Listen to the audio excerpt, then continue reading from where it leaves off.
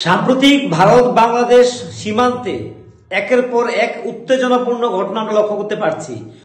শনিবার মালদার সুখদেব এলাকায়, যেখানে সীমান্তে গম কাটা নিয়ে ভারত সীমান্তে এসে বাংলাদেশের কৃষকরা গম কাটতে আসার পর ভারতীয় কৃষকরা যখন তাড়া করেছিল, তারপর শুরু হয় খণ্ডযুদ্ধ, ইট পাটকেল ছোড়া শুরু হয় এবং বিএসএফ এবং বিজিবির মধ্যে অনেকটা উত্তেজনামূলক পরিস্থিতি তৈরি হয়। তো আমাদের সামনে যে তথ্য, সে তথ্য আপনাদের সামনে আমরা তুলে ধরছি এবং ফুটেজ আমাদের পেছনে চলছে স্ক্রিনে, যেখানে দেখা যাচ্ছে প্রচন্ড উত্তেজনাময়পূর্ণ পরিস্থিতি তৈরি হচ্ছে এবং ত্রিপুরা রাজ্যের কৈলাসহর, যেখানে মনু নদী রয়েছে, এই মনু নদীটি কৈলাসহরের পাশ দিয়ে বাংলাদেশে প্রবাহিত হয়েছে। এই মনু নদীর জল বর্ষাকালে প্লাবিত হয় এবং সেই জল বাংলাদেশের দিকে যায়। এখন বাংলাদেশ সরকার ভারতের দিকে একটা বাঁধ দেওয়ার চেষ্টা করছে এবং সেই বাঁধের ছবি আপনারা ইতিমধ্যে সামাজিক মাধ্যমে দেখেছেন। বিশেষ করে প্রত্যেক বছর বর্ষাকালে বাংলাদেশ দিয়ে বাঁধ ভেঙে যায় এবং বাংলাদেশের অবিভক্ত সিলেট জেলায় প্রবল বন্যা হয়। রক্ষাবান কৈলাসহরের মানুষ এবং বাংলাদেশের অবিভক্ত সিলেট জেলায় এখানে মানুষ প্রচন্ডভাবে ক্ষতিগ্রস্ত হয়, এটা ঘটনা, এটা ঠিক। কিন্তু বাংলাদেশ এখন বর্ডার সীমান্তে নদীর মনু নদীর যেখানে অভিমুখ, সেখানে ভারতের বাংলাদেশের অংশে বাঁধ দেওয়ার চেষ্টা করছে এবং বাংলাদেশ সরকার অর্থ বরাদ্দ দিচ্ছে। এটা নিয়ে উত্তেজনা চলছে কয়েকদিন ধরে, আপনারা দেখেছেন। এই ঘটনা নিয়ে ভারতীয় প্রশাসন এটা নিয়ে কথা বলছে, বিএসএফ বিজিবি কথা হচ্ছে এবং শনিবার দিন যখন আমরা কথা বলছি, রাজ্যের মুখ্যমন্ত্রী প্রফেসর ডক্টর মানিক শাহ দেশের স্বরাষ্ট্রমন্ত্রীর সঙ্গে সাক্ষাৎ করেছেন। এই বর্ডার সমস্যা নিয়ে তিনি কথা বলছেন স্বরাষ্ট্র দপ্তরের সঙ্গে, যে আমাদের রাজ্যটাও কিন্তু গত কয়েক মাস ধরে আপনারা দেখেছেন এম্বাসিতে বাংলাদেশের যে হাই কমিশনার, সহকারী হাই কমিশনার অফিস, সেখানে একটি ঘটনাকে কেন্দ্র করে বাংলাদেশ সরকার এটাকে বিভিন্নভাবে মিথ্যা অপপ্রচারমূলক প্রচার তারা করেছে।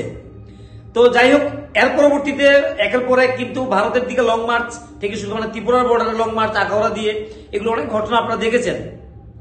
এর মধ্যে আজ একইভাবে মালদা সীমান্তে সুখদেব এলাকা কিন্তু প্রচন্ড উত্তেজনা বিরাজ করেছিল এবং আমাদের রাজ্যে কৈলাসহর এলাকায় যে বিষয়টি বিধানসভায় উত্থাপন করা হয়েছে, সেখানে বিধায়ক বীরজিৎ সিনহা তিনি প্রশ্ন করেছেন এই ঘটনাটি নিয়ে এবং এটা একটা সেন্সিটিভ ইস্যু হয়ে দাঁড়িয়েছে এবং এই বিষয়টি স্বরাষ্ট্র মন্ত্রক অমিত শাহর নজরে কিন্তু নিয়ে গেছেন এবং শুক্রবার দিন তিনি রাজ্যের মুখ্যমন্ত্রী সল্টলেক ত্রিপুরা ভবনে ছিলেন এবং রবিবার দিন দিল্লির উদ্দেশ্যে তিনি বাড়ি দেন।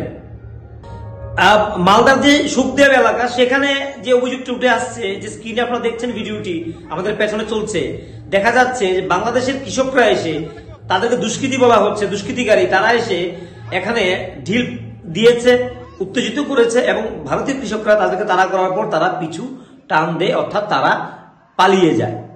আপনারা জানেন ভারত বাংলাদেশের সীমান্তে অনেকটা জায়গাতে খোলা রয়েছে, ওপেন রয়েছে এবং বাংলাদেশের একাংশ ভারতের চাল, ডাল, তেল, বিভিন্ন মূল্যবান জিনিসপত্র তারা এখান থেকে নিয়ে যায় এবং এই খোলা অংশগুলিতে যখনই উত্তেজনামূলক যখন অবস্থা তৈরি হচ্ছে, ভারত সরকার বা স্থানীয় একটা বিএসএফ এর একটা তারা আলোচনা ক্রমে এখানে বর্ডারে যেখানে ফেন্সিং এর চেষ্টা করছে অস্থায়ী রূপে দেওয়ার জন্য একটা সীমানা, তখনই কিন্তু বাংলাদেশ থেকে একটা সমস্যা তৈরি করার চেষ্টা করছে।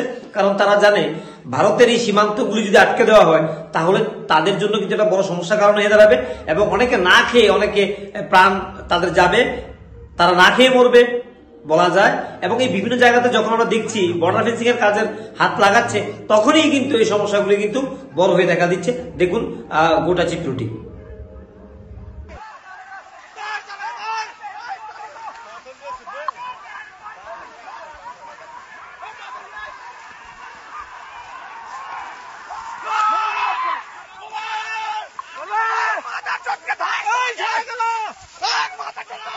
মারো মারো মার